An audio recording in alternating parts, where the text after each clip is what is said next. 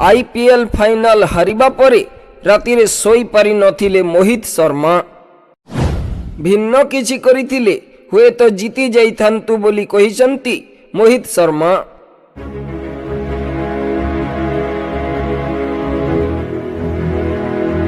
Chennai Super Kings IPL रो title हातेइला किंतु रातिरे सोई पारि नथिले मोहित शर्मा।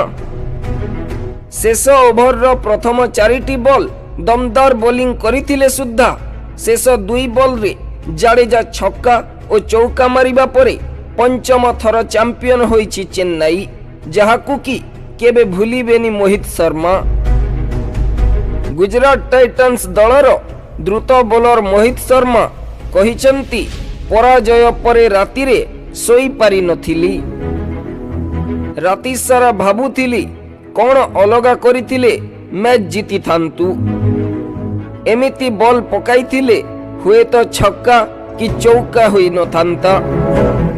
यह सबुठारु खराब अनुभूति थिला। मु किछि ना किछि हराइबा भली लागुछि किंतु आगकु बढ़िबा पई चेष्टा करूछि। मोहित शर्मा कहिसंती रविंद्र जाडेजांकु यर्कर पकाइबाकु चाहुथिली किंतु ताहा सठिक स्थान रे पड़ी नथिला।